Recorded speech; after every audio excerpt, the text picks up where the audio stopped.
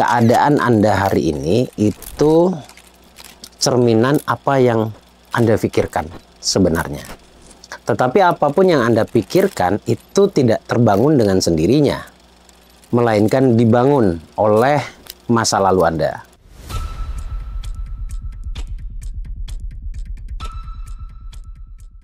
Assalamualaikum warahmatullahi wabarakatuh. Selamat malam, jumpa lagi bersama saya di sini Bagus Baraja di channel Mas Bagus Baraja. Jangan lupa buat Anda yang barusan nongkrong, barusan ngelihat, mungkin menarik karena thumbnailnya, silakan bantu subscribe untuk menuju 1 juta subscriber, ya. Dan jangan lupa juga di komen, berikan komen terbaikmu, doakan teman-teman yang sudah komentar yang lainnya maksudnya. Saling mendoakan itu sangat-sangatlah powerful untuk mendukung, mempercepat kita sampai pada impian kita. Kekuatan doa, ya. Kemudian saya juga ingin mengucapkan banyak terima kasih untuk teman-teman yang selalu stay di channel ini ya. Kali ini saya ingin ngebahas poin per poin yang saya bahas di video sebelumnya. Untuk meraih 100 juta pertama Anda. Kalau yang sudah sudah pernah sampai kemudian sedang on the way ke 1M, caranya sama sebenarnya, nggak ada bedanya, sama sebenarnya. Nah, di poin pertama yang saya sampaikan dari 5 poin kalau nggak salah di video sebelumnya ini adalah tentang mindset kaya dan mindset miskin. Nah, ini tidak bisa dijelaskan singkat ya, ini perlu waktu untuk menjelaskannya, tapi mudah-mudahan di video yang sekarang ini setidaknya memperjelas sehingga Anda mudah untuk memahaminya ya. Mindset kaya dan mindset miskin. Oke, kita bahas dulu tentang mindset miskin. Sekali lagi bukan keadaan tetapi mindset yang dibangun ya. Saya pernah mengatakan bahwa kaya dan miskin itu tidak lebih dari konsep berpikir saja atau konsep pikiran. Nggak lebih. Jadi kalau konsep pikirannya benar, maka akan mudah terhubung pada nilai-nilai kekayaan atau kekayaan itu sendiri. Nah, semua pemikiran yang disimpulkan atau diistilahkan ke mindset miskin itu dipengaruhi oleh dogma masa lalu. Kalau penyelesaiannya atau cara mengatasinya sama seperti cara mengatasi luka batin, sama sebenarnya. Ini yang saya istilahkan luka batin finansial sebenarnya. Jadi berhubungan dengan dogma di masa lalu. Keadaan Anda hari ini itu cerminan cara berpikir Anda. Ini tolong dicatat baik-baik ya. Keadaan Anda hari ini itu cerminan apa yang Anda pikirkan sebenarnya. Tetapi apapun yang Anda pikirkan itu tidak terbangun dengan sendirinya, melainkan dibangun oleh masa lalu Anda atau oleh kejadian-kejadian yang Anda alami di masa lalu Anda. Tidak hanya kejadian yang sifatnya informasi, juga menjadi pendukung, menjadi penguat bagaimana cara Anda berpikir, informasi. Nah, biasanya mental miskin itu diidentikan dengan mental kekurangan ya. Bahkan ekstrimnya ada yang mengatakan tidak usah berdoa, karena berdoa itu menunjukkan energi rendahnya gitu. Sebenarnya itu juga nggak terlalu tepat ya, atau mungkin cara memahami doa yang kurang tepat. Next saya akan jelaskan itu, tapi yang jelas hari ini atau di kesempatan kali ini kita akan bahas dogma masa lalu sehingga Anda bertumbuh dengan konsep mindset miskin. Nah, ada kejadian-kejadian di masa lalu yang sebenarnya tanpa Anda sadari mungkin ya, Anda masih membawanya ke masa sekarang, dan itu sangat berpengaruh pada masa depan Anda. Nah, kejadian yang seperti apa yang menjadi penyebab akhirnya Anda memiliki konsep mindset miskin tadi? Kejadian yang berhubungan dengan finansial dan sifatnya energi rendah.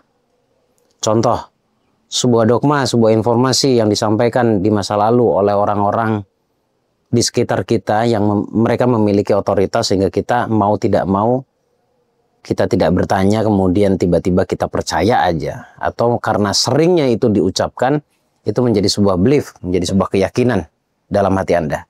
Apa itu? Informasi yang pertama adalah uang itu sulit untuk dicari. Miskin ini sudah memang menjadi takdirnya kita. Nah, informasi seperti ini akan sangat mudah diterima sebenarnya.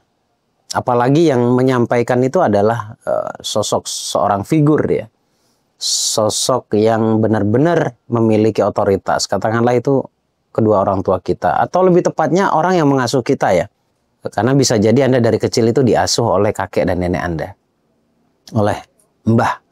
Gitu. Nah, yang kedua selain dari mereka, yaitu lingkungan yang sangat berpengaruh. Salah satunya nanti bisa berangkatnya dari guru kita, guru ngaji kita.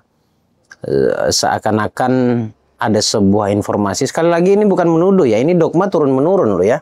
Jadi ketika saya mengatakan orang tua ataupun guru, ini bukan berarti mereka menjadi tersangka utama, bukan. Tapi mereka juga menjadi korban dari saat mereka kecil, mereka juga mendapatkan sebuah informasi sama seperti Anda ketika dua predikat yang saya sebutkan tadi menyampaikan sesuatu. Jadi mereka posisinya juga korban. Jadi apapun yang diterima oleh kedua orang tua kita dan guru-guru kita dan lingkungan kita, bahkan apa yang mereka dapatkan dulunya, maka itu adalah sebuah kebenaran menurut pikiran bawah sadarnya. Karena memang pikiran bawah sadar itu nggak bisa membedakan mana baik mana buruk ya. Semuanya masuk. Semuanya masuk. Nah, ini sebenarnya cuma Anda perlu membuka diri aja untuk merubah dari mindset miskin ke mindset kayanya. Anda cukup mendengarkan dan menerima saja. Karena dulunya Anda cuma mendengarkan dan menerima juga di dogma yang tidak baik itu. Ya, dogma yang tidak membangun. Selain dogma yang tadi bahwa uang sulit dicari, ekstrimnya lagi ada juga informasi yang sifatnya sudah dipepet-pepetin ke agama nih, bahwa orang kaya itu jauh dari agama, jauh dari Allah. Ada loh dogma-dogma seperti itu ya, bahwa kekayaan itu hanya akan menjerumuskan kita pada neraka misalkan gitu. Kekayaanlah yang membuat saya lupa ibadah dan sebagainya. Nah, informasi-informasi seperti ini dan sejenis yang tidak saya sebutkan itu akan menjadi sebuah keyakinan di dalam hati Anda, yaitu bahwa hati Anda akan merasakan sebuah kalimat sebenarnya. Atau Anda akan mengambil sebuah kesimpulan bahwa saya ya, atau Anda tidak perlu kaya, karena kalau kaya Anda akan jauh dari Allah. Nah, inilah yang membuat akhirnya mindset Anda menjadi mindset, mindset yang kekurangan. Sehingga ketika suatu kondisi, suatu keadaan hari ini yang mungkin sebenarnya akan mengajak Anda bertumbuh, ada bagian dalam diri Anda yang menghalangi itu. Gitu. Jadi saya pun tidak heran ketika misal proses pembelajaran terus ngantuk, proses pembelajaran terus tiba-tiba sakit kepala, itu ada bagian di dalam dirimu membahasakan bahwa apa yang disampaikan nggak usah diterima, itu salah gitu loh. Ini bahasa bawah sadar yang tidak selamanya disadari oleh pikiran sadar secara sadar. Itu yang sering saya ulang-ulang. Nah, selain informasi, tapi juga ada penyebab yang membuat orang itu bermindset miskin, yaitu sebuah kejadian di masa lalu, apapun itu kejadiannya, tapi kejadian itu adalah kejadian yang berhubungan dengan finansial yang buruk, sehingga muncullah sebuah stigma bahwa jika Anda membangun sesuatu, Anda akan gagal kembali. Ya, contoh kasus adalah kejadian-kejadian orang-orang yang sedang berbisnis kemudian jatuh, itu kan menghasilkan sebuah rasa sebenarnya. Muncul sebuah rasa, yaitu kekecewaan. Nah, kekecewaan inilah yang melekat di dalam hati. Sehingga tanpa Anda sadari, dan agak sulit juga untuk disadari, sebenarnya kemelekatan itu, kemelekatan rasa kecewa karena pernah gagal itu yang menghalangi Anda untuk bertumbuh lagi. Saya rasa sudah cukup jelas ya. Nah, itu sebenarnya hanya membentuk menjadi sebuah konsep cara berpikir. Pernah tahu tidak, pernah dengar tidak ada istilah yang kaya makin kaya, yang miskin makin miskin, atau stuck di situ saja? Apakah itu hanya sekedar istilah yang akan membuat Anda istilah yang sebenarnya akan membuat Anda putus asa jadinya? Dan apakah itu cuma kalimat saja? Bukan, itu memang benar adanya. Dan sangat bisa dijelaskan. Jadi kenapa orang kaya makin kaya? Ya memang orang kaya itu bertumbuh di dogma, di informasi, pikiran bawah sadarnya itu dengan sesuatu yang berhubungan dengan kekayaan. Ya pembeda yang paling jelas, paling sering saya sampaikan dengan sedikit nada bercanda ya. Orang kaya itu, anak orang kaya misalkan begitu ya. Anak orang kaya itu baru bangun tidur saja sudah ada roti. Ya kan? Sudah ada roti. Sarapannya jelas, minumnya jelas, sehat gitu. Keluar dikit ke garasi udah mobil kan gitu. Masuk ke ruang tamunya mewah, masuk ke kamarnya juga mewah. Nah, mau tidak mau, pikiran bawah sadarnya hanya menangkap apa yang dilihat, didengar, dirasa oleh dirinya. Akhirnya menjadi sebuah belief juga, menjadi sebuah keyakinan juga. Itulah kenapa orang kaya itu makin kaya. Jadi kaya dan miskin sebenarnya memang nggak ada hubungannya dengan agama. Walaupun di dalam agama itu ada anjurannya. Anjuran kaya. Ada. Allah Maha Kaya kan jelas di sini. Dan Allah Maha Pemberi gitu. Ya, nah sekarang kalau bab miskinnya misalkan.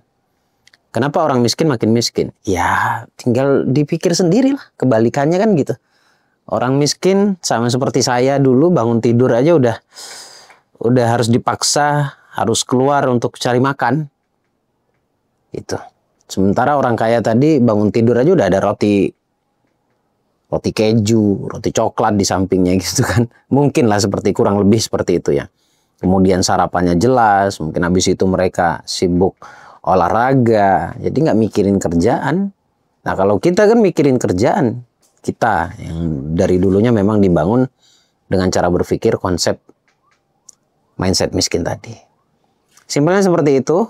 Nah, kalau Anda ingin tahu, pastinya ingin tahu ya, gimana cara mengatasinya?